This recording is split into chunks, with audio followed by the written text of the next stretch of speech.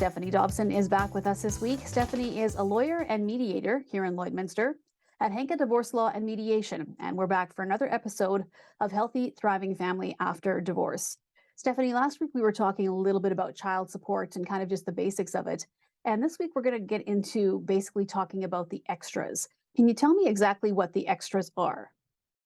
Well, when I break down child support, I usually, even when I'm explaining it to clients, I sort of say part one of child support and part two, because the part one is what we did last week. And so just by way of reminder for our viewers, the part one is what I call the basics. So that's base support. Think of necessities like food, clothing, and shelter. And so that we, of course, covered last week. So this week, when we talk about part two, it's the extras. So they're also called Section 7 expenses if people follow the child support guidelines. And these are categories of expenses that are expected to be shared between parents. So there's a number of categories, and I'll list them now. So the first one is childcare. So these are childcare expenses for the primary parent to allow that parent to go to school, to go to work, or for respite. So it's not for, babysitting for a date night, for example. Second one is health insurance premiums that relate to the children. So there might be a cost for the family extended health plan, and then the single extended health plan. So it's the difference between those two amounts that's actually shareable. Then we've got third is health related expenses. So those are expenses that exceed insurance reimbursement by at least $100 a year. And there are certain specified expenses: orthodontics, counseling, speech therapy, glasses, those types of things. Then we've got post-secondary education expenses. And then there's two categories that are actually preceded by the word extraordinary: primary and secondary school expenses, and then extracurricular activities. Stephanie, how are these extras shared? Is it always 50-50?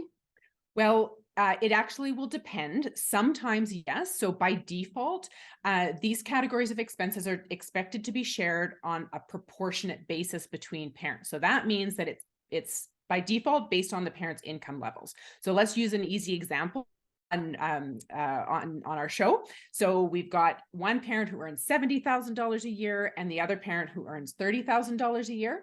The $70,000 a year parent pays 70% and the other parent pays 30% towards those expenses. That's the proportionate sharing, and that's automatic. There are some parents who decide that they're going to deviate from that sharing, but that's if it's by agreement between the parents. So some say, let's actually, instead of 70-30, let's do 50-50, and they're fine with that. What about things like savings accounts and RESPs? How do you determine how those are split up? So you may remember in the list of the categories, one of them is post-secondary education expenses. So those are shareable automatically. There's a lot of detail to it, of course, that we can't get into today about what of the post-secondary education expenses are shared. But interestingly, there's no obligation to save for these expenses. So of course, an RESP, registered education savings plan, of course, is the savings component. So parents can decide that they want to set up an education savings plan for their kids, but it's not necessarily something that's required. I do, of course, recommend that families set that up, but the difficult thing can be if one parent is contributing to that RESP, or they're contributing in unequal shares, and then when it comes time to actually share the expenses, it's shared on a different percentage basis. It can be very complicated to do that calculation of who saved what for how long and who contributed what to that big pot. So, my recommendation is, despite the benefits of compound interest, my recommendation is always to save for your own contribution towards the kids' post-secondary education. Stephanie, these categories are really broad and maybe don't totally apply to every family. So how does each family decide what extras they actually qualify for? Well, first, of course, we're going to look for the name of the category. So once you're in that category, then there's, of course, a lot of detail beyond which we can get into today. But the shareability really will depend primarily on three things. So first, we're going to look at the necessity of the expense, the reasonableness of the expense, and then we're also going to look at the standard of living pre-separation for the children.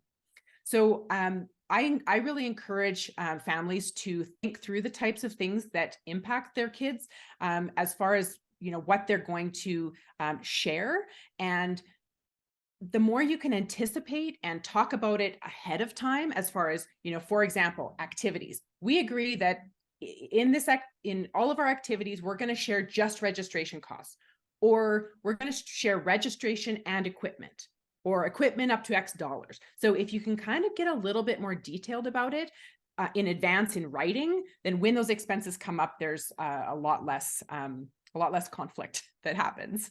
Stephanie, thank you so much for joining us. We'll be back again next week to find out more about child support. Thanks, Stacey.